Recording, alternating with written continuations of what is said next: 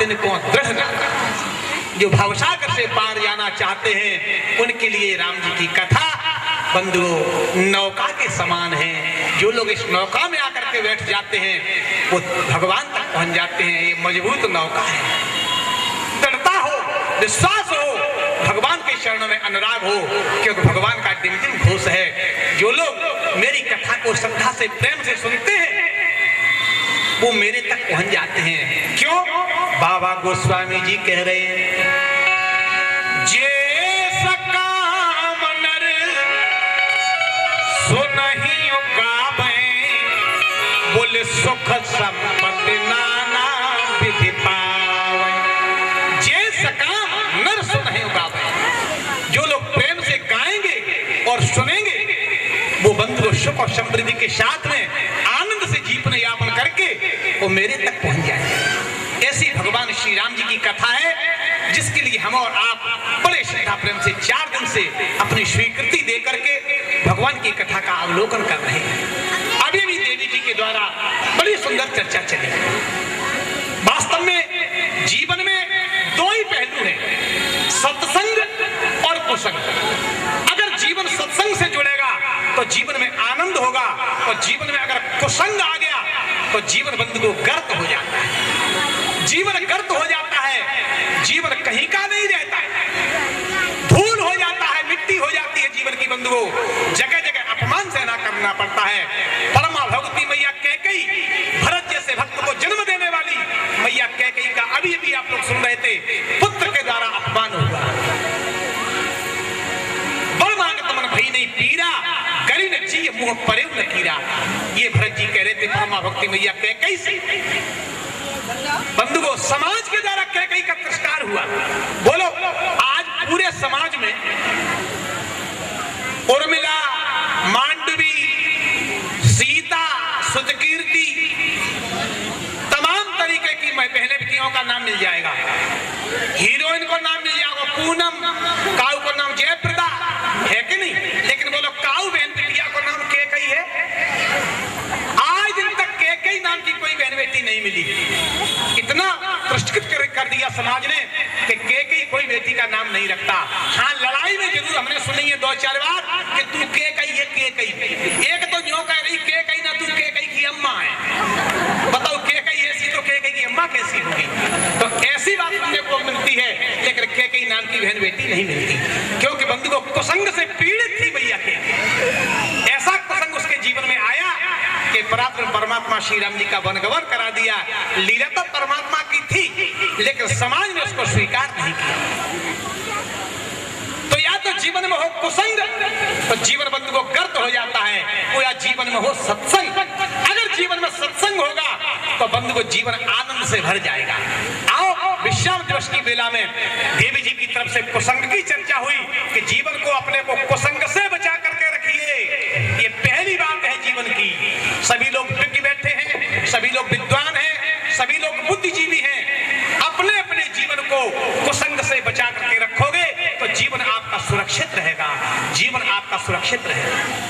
बस यही कथा का सार है कि अगर कोई कुसंगी जीव आपके पास में आकर के बैठे तो उसको जगह बिल्कुल मत दो। जगह मित्र हो, कितने भी बढ़िया मित्र हो, हम 2 मिनट में अलग अलग करा देते हैं। 2 मिनट में। हमने कहा कौन सा मंत्र है? अरे बोले मंत्र तो है लेकिन हम बताएंगे नहीं तुम्हें। हमने बताओ, हम किसी पे चलाएंगे नहीं, तुम बताओ। बोले कोई खास मंत्र नहीं है जी, 2 मिनट की बात है। कितने भी बड़े प्रेमी हो वो हम 2 मिनट में अलग अलग करा देते हैं। क्या करते हो तुम? बोले कुछ नहीं। अगर 2 मित्र हैं और बढ़िया एक ही साथ रहते हैं, एक ही साथ खाते हैं, पीते हैं, सोते हैं, जाते आते हैं, बहुत घनिष्ठ प्रेम है, उन दोनों मित्रों को देख लो आप। हाँ, और क्या कहते? बस बस अपने तक रखना, बस अपने तक रखना, किसी से कहना नहीं। और हो गया काम। अब वो मित्र जाएगा अपने मित्र के पास, मित्र पूछेगा कि क्यों, क्या कहा उसने? अब कुछ कहा हो तब तो बताए वो। अब वो कहा कुछ नहीं कहा। अरे कहा कैसे नहीं? जब हमारे सामने अलग बुला के ले गया और कान से लग करके बात कही, कहा कुछ नहीं। तुम्हारी कसम भैया कुछ नहीं कही। देखो कसम मत खा। कसम क्यों खा रहे हो? अरे वो अपनी अपनी बात है, कही होगी, कुछ हो गई कि नहीं होगी? बोले उसी दिन से। ऐसे कुसंगी जीव होते हैं कि बात कुछ नहीं है लेकिन वो बना करके तैयार कर देते हैं, फैसला पाड़ देते हैं प्रेमियों के जीव में। इसलिए बंधु को कुसंग से जीव बच जाए, यही बड़ी सत्संग की आने की महिमा है। अपने जीवन को कुसंग से बचा के रखो। अभी देवी जी कह रही थी कि उस जमाने में एक मंत्रा थी जिसकी वजह से अयोध्या तहस नहस हो गई थी। आज घर घर विखंडन हो रहा है समाज का। घर घर में बंधुओं प्रेम नहीं है, सास बहू की ठनी ही रहती है, 36 का आंकड़ा बना ही रहता है। ये केवल कुसंग की बदौलत है बंधुओं। जिस घर में सत्संग की महिमा है, जिस घर में बंधुओं रामायण का पाठ होता है, जिस घर में बंधुओं संत महात्माओं का आगमन होता है, वहां आज भी बंधुओं चकाचक गाड़ी चलती है। और जहां कुसंग प्रेरित करता है वहां बंधुओं सब काम खराब हो जाता है। आओ, अगर आप लोग सत्संग में आओगे तो सत्संग से बंधुओं 5 चीजें मिलती हैं। 5 अगर आप अपने जीवन में सत्संग से जुड़ जाओगे तो आपको परमात्मा 5 चीजें देंगे। कौन कौन सी देंगे? 5 चीजें गिन लो आप लोग। क्या क्या मिलता है सत्संग से? बाबा गोस्वामी जी बता रहे हैं।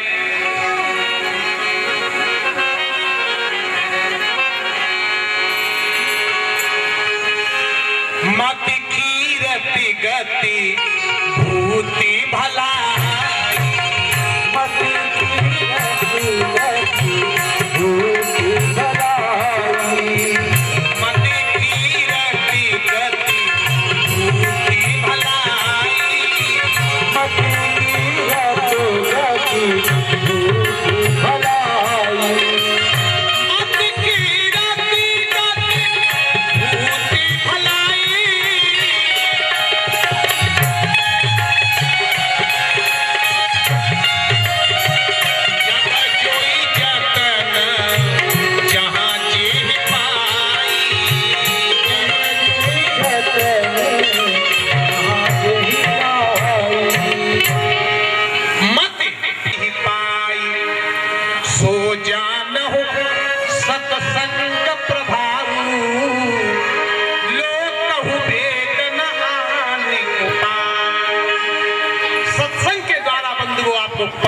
मिलेंगी। सबसे पहली बात है, जो लोग सत्संग करते हैं उनकी मति शुद्ध रहती है। मति शुद्ध रहती है।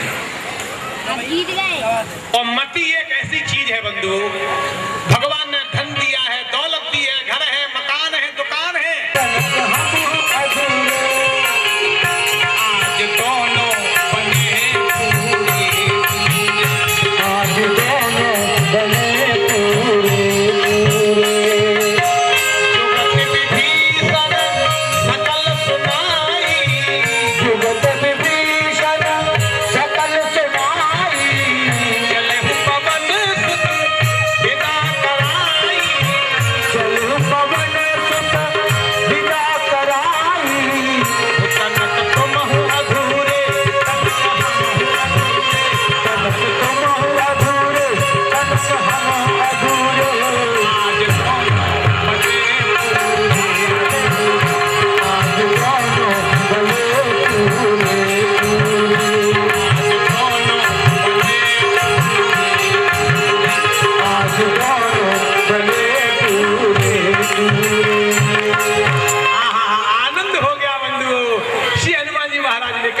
भैया धन्यवाद आपको। भीषण महाराज ने जुगती बता, कष्टों की जड़ी लग जाती है। ऊंट की पूंछ से ऊंट बांध देते लोग। और बताओ, और बताओ।